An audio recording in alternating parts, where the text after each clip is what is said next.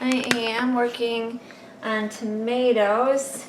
This thing was full of tomatoes, just heaping full, and then I cooked them down so they look just like mush.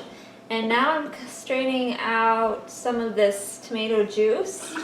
I've probably strained close to 2 gallons of this off of it.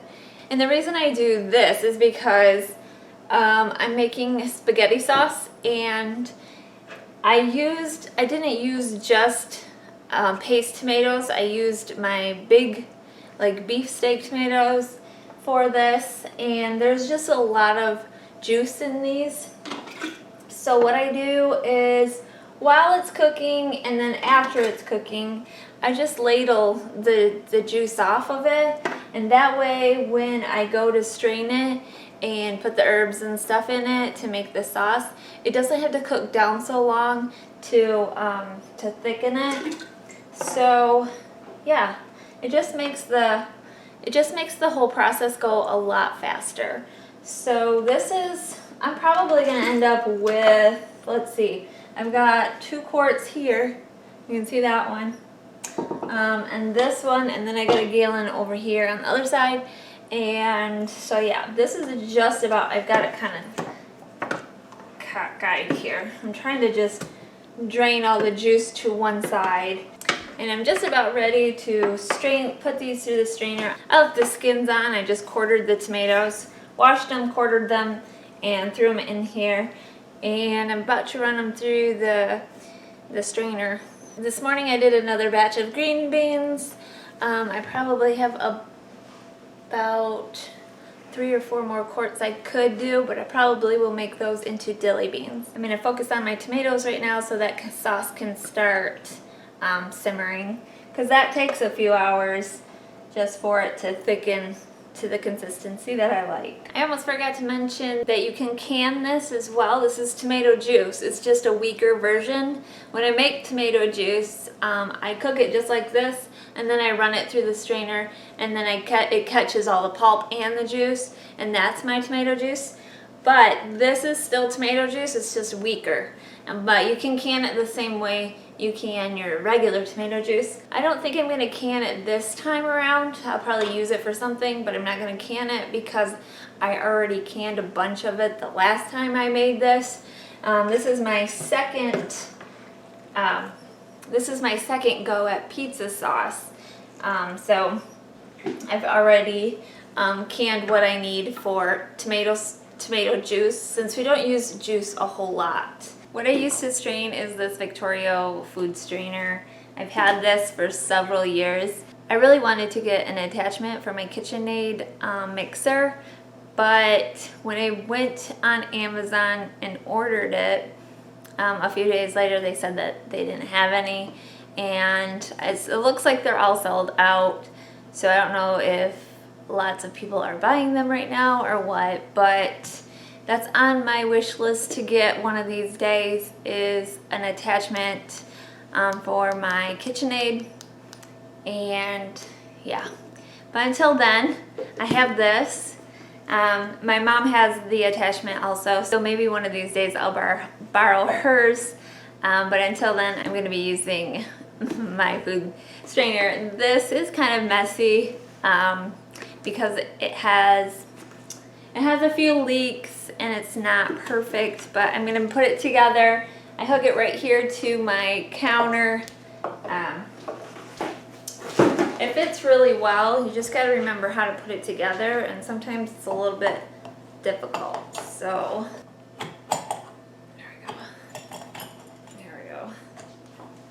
Tighten that down.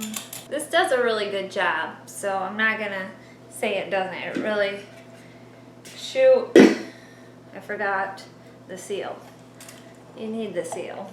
That would be messy if I didn't. Alright, start over. This is lined up. Go in there. Can I smell?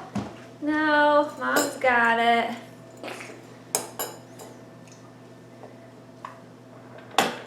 There we go. It's kind of what I like like something a little bit different. But this is working, okay? It works for me. And maybe if you have one of these and it works good for you, then maybe I'm doing something wrong. But I'm gonna stick this on here. Like that. The funnel. Voila, there's no more parts, so that means I have it all. Alright, so I'm gonna put my pot here and we're gonna start mashing these tomatoes. Alright, I got my whole setup here, the tomatoes, my pan that I'm going to be cooking it down in, and the food strainer. So I'm just going to fill the hopper here,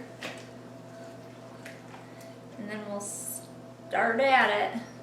So I let these cook at probably about 250 in my roasting pan for probably 3 or 4 hours, just slowly cooking them down, just so they can release their juices and yeah, get kind of soft. Alright, now comes the fun part. This is a hand cranking, so that means my right arm, and the juice squirts. My right arm gets all the work out. And sometimes tomato juice just goes everywhere. And I have a towel on the floor because in the back here, the seal does not seal properly, and sometimes it drips. So I like to keep it a little clean and not so sticky. Oh, and you know what? I gotta get a bowl. Okay, now we're prepared. I got the waste bowl for all the skins, and the seeds are gonna come out this end. All the juice and the pulp will come out into my pot. Ouch, that's hot. So this process is going to take me probably 15-20 minutes, and I will bring you back when I'm all finished. Okay, so I have all the tomatoes in this big pot, and that's just the juice and the pulp. I'm setting that aside for a second and focusing my attention on the rest that I have to put in here. I have to saute some onions and some garlic. So I'm going to go ahead and do that. I got some oil in here. And I'm going to let this saute for about 5 to 7 minutes. And just until they're like transparent. I don't want to like fry them or burn them, especially the garlic. My onions are almost translucent, so they're just about ready to go into the tomatoes. But while these are just finishing up, I have all the spices that I'm going to add, and I'm going to add them now. And if you want the recipe for this, I'll leave it in the show more box or the description box below this video, and you can find the recipe to this pizza sauce down there. Alright, so some of my herbs are going to be fresh and some of them are going to be dried. I have fresh basil. I'm going to add that. I'm going to add oregano and thyme, some black pepper, salt. You can add some sugar to taste. I'm just going to use some honey, maybe a tablespoon. I'm going to add the onions and the garlic. Give this a good stir. This smells really good. Now we're going to let this come back to a boil. I'm going to let it boil then I'm going to turn it down and let it simmer for maybe a half hour to an hour. And then I'll take my immersion blender and blend this so it's a little less chunky, more smooth, especially the onions and such. And then we'll cook it down. This will cook down for probably 2 hours before I actually can it, and it will probably cook down a quarter of the way, maybe a third of the way from that. This spaghetti sauce has been cooking for at least a half hour, maybe 45 minutes. And so I'm going to take my immersion blender and I'm just going to go ahead and kind of mix it up, break it up a little bit. This is totally up to you. More times than not, I don't do this, but for this video's purpose, I'm going to do this. Personally, I believe that once you cook it down for the hour or two that you cook it, it pretty much breaks everything up and there's no big chunks in it anyways. And if there were, I don't really care. We're not real fussy about chunks, so, but I'm gonna. And in this, I've got my pressure canner going again. The tomato juice that I told you about, I got a little bit left over. This I am experimenting with in a different recipe. So if you know me, I'm kind of an experimenter. I had some navy beans that I had soaking in water, and I put a little bacon with that, and then I used this to fill the jars with. So we're having beans with bacon cooked in tomato juice. So that's what my experiment is. I don't know if we'll like it, but I'm pretty sure we will.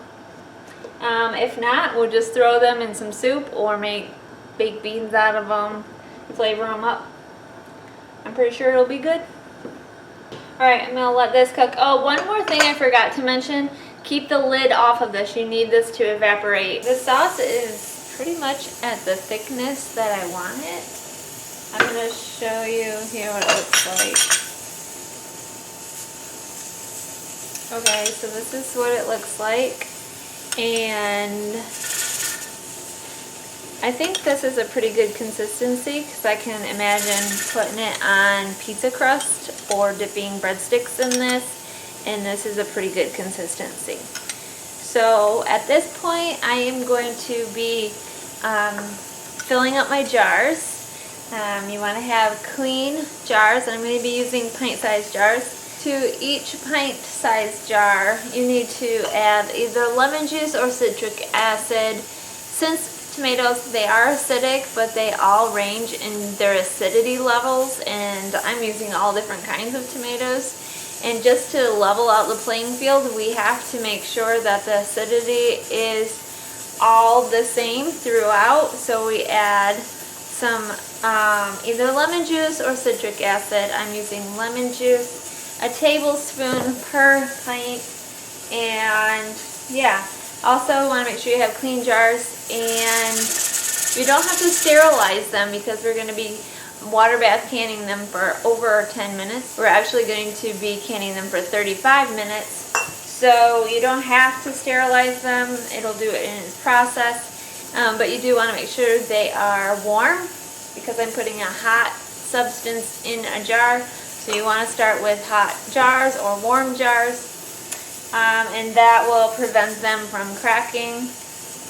Also, make sure your lids are clean. You don't have to put them in hot water. At least I don't, since I am going to be canning them for, like I said, over 10 minutes. So I'm just going to start filling my jars. And I already have the lemon juice in each one, so I've already done that stuff. You want to leave at least a half a inch of head space. Now over here I have my water bath canner, and that is already got water in it and is heating. It's not boiling just yet, but that's okay. Now that all my jars are full, I'm just going to take a damp cloth or napkin and make sure all the rims of the jars are clear or clean, and make sure they don't have any nicks or cracks in them because that would prevent it from getting a proper seal. Then we put our lids on, and then the rings or the bands, whatever you call it. finger tight, and then we stick it in the canner. I set this down in the water.